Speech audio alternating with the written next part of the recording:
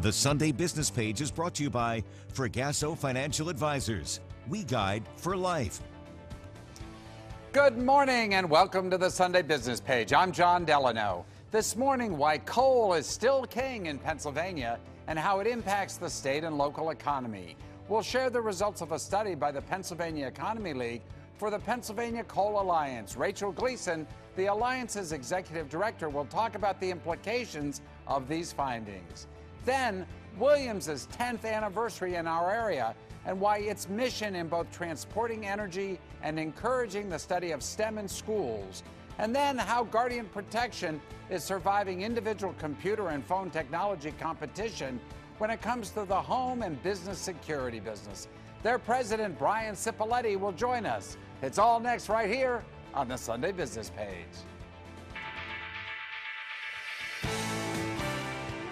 This is the Sunday Business Page on KDKA TV.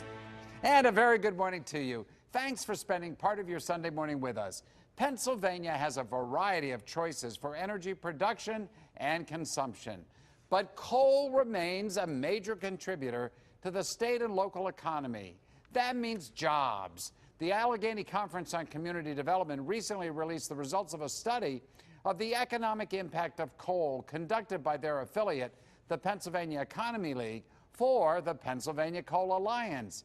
Joining us now to talk about it is Rachel Gleason, Executive Director of the Pennsylvania Coal Alliance. Rachel, welcome to the show. It's great to have you here. Thank you for having me. You know, there's always a lot of anti-coal folks out there, but is it still fair to say that coal is king here in Western Pennsylvania? We are the third largest coal producing state in the nation, and a lot of that coal comes from Western Pennsylvania, and we have operations and service providers that exist in more than 25 counties, predominantly in Western Pennsylvania. So I would say yes, we still have a pretty good economic impact. I was looking at the numbers. I mean, there is a lot of coal that comes out of this region. $6.9 billion in economic value, is that right? Yes, $6.9 billion in economic value. That would be our total input. That would be the value of employment and activities plus what our service providers and manufacturers receive.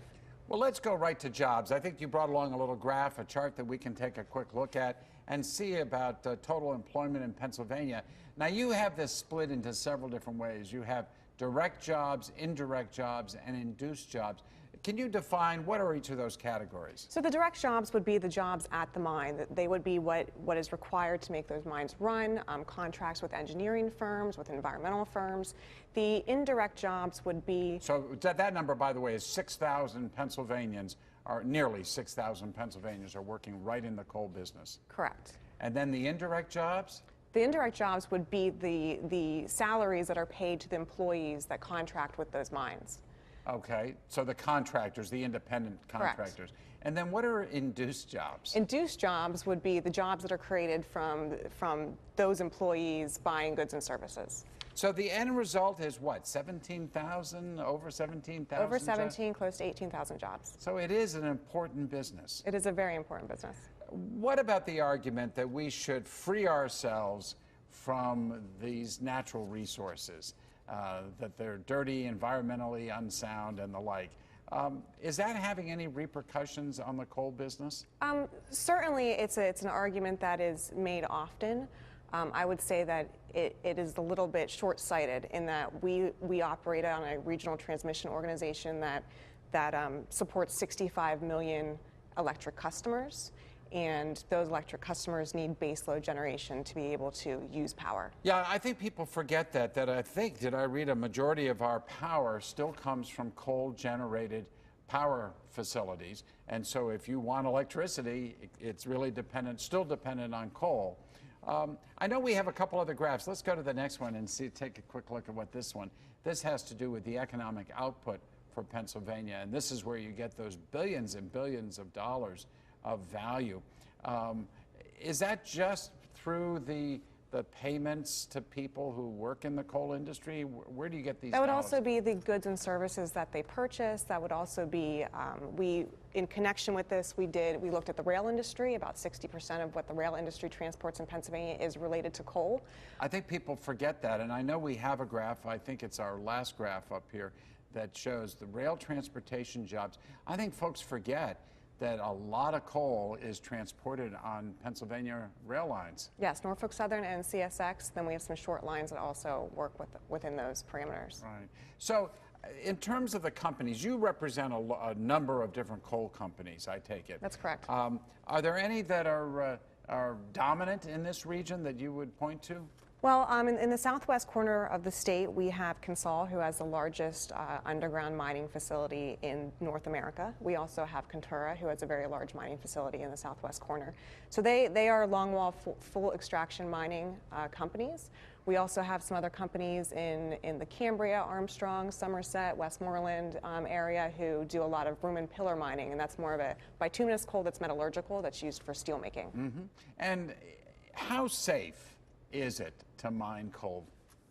There have been leaps and bounds since the days before coal mining has been regulated. We have federal oversight and we have state oversight. I know CONSOL that I just mentioned had 0 incidents in the first quarter of 2019, and they have over 2,000 employees. So It's pretty safe if you are smart while you do it. And I think that's the key. I know there's new technology because I know when we've had the horrible disasters, particularly I guess in West Virginia, we've done follow-up stories about new technology that helps those to get out of the mines, particularly when there's an emergency. Has training changed a lot in this business for those who do work in the coal mines? There is extensive training when folks first start. They need at least a year under a supervisor to advance within the company.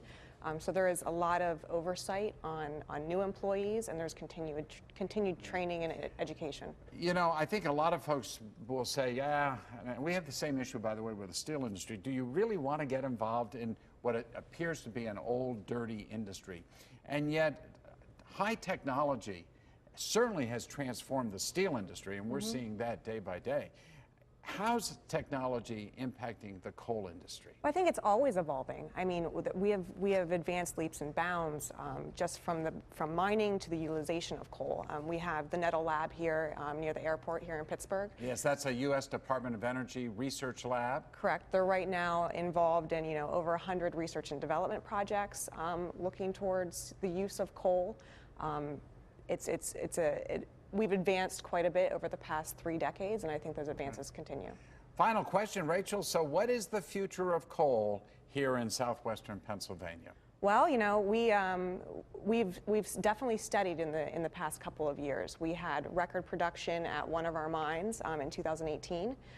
We produced close to 49 million tons and are still the largest producing state. So it's looking good for right now. We've definitely studied. Well, thank you so much for coming in, Rachel Gleason from the Pennsylvania Coal Alliance. It was great to have you on the show with your update. Thank you again. When the Sunday Business Page continues, how Williams is making its own mark in energy in Pennsylvania through the pipeline and the classroom. Stick with us. The Sunday Business Page will be back in just a moment.